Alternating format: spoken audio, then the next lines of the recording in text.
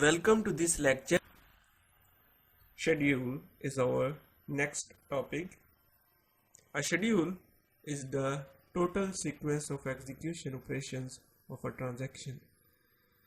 Serial schedule and parallel schedules. So these are the two types of schedule. So a schedule is the total order of execution of operations. Every transaction follows a schedule during its execution.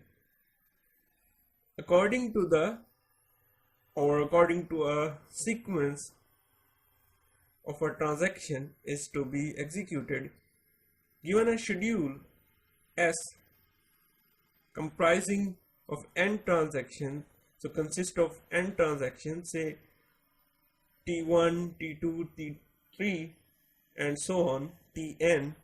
For any transaction Ti, the operations in Ti must execute as read down in the schedule S. Here are the two types of transactions.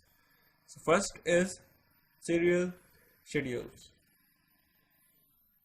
So here serial schedule, only one transaction is active. So active means all the instructions are in pipeline. So T1, T2, T3 and T3 is here. Here is the time and transactions respectively. At any point of time, only one transaction is active. There is no overlapping of transactions. Here is the graph of serial transactions. All the transactions in a row and going to execute one by one. This scheduling scheme is called serial scheduling. So in a series that we are going to perform a transaction in a series. So first this will be executed by the CPU or by the DBMS, T3, then T2 and T1. Second one is parallel schedules. More than one transactions are active simultaneously. So T1, T2, T3 in parallel schedules, more than one transactions are active simultaneously. The transactions contain operations that overlap at a time. This is the graph of parallel transactions. All transactions are executing like multiprocessing. This scheme is faster than serial sometimes because we are going to use the full capacity of a CPU. So transactions and time. So simultaneously executing the transactions. So all are active and step by step are going to execute. So in this scheme, parallel schedules work faster. So serial schedule one by one and simultaneously multiple transactions are active. So distributed database conflicts in schedule. In a conflict occurs when two active transactions perform non-compatible operations.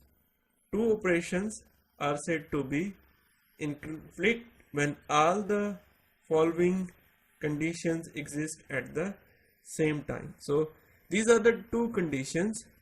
If these two conditions are occurred, then conflicts in schedules occur. If two operations of different transactions access the same data atom at the same time, and the second one is try data that at least one operation is write data operation. So what is meant by these two conflicts? It is the main conflict, that is number one, when two transactions demanding same data items may be initiated by two different sites. One transaction wants to update data atom and same time another transaction wants to access same data item. So what will be happen? Serializability. So a serializable schedule of earned transactions is a parallel schedule which is equivalent to a serial schedule comprising of the same end transaction. A serializable schedule of end transactions are a parallel schedule which is equivalent to a serial schedule comprising of the same end transactions. A serializable schedule contains the correctness of serial schedule while ascertaining better CPU utilization of parallel schedule. So here equivalent of schedules. So equivalence, here are the types of equivalence schedule.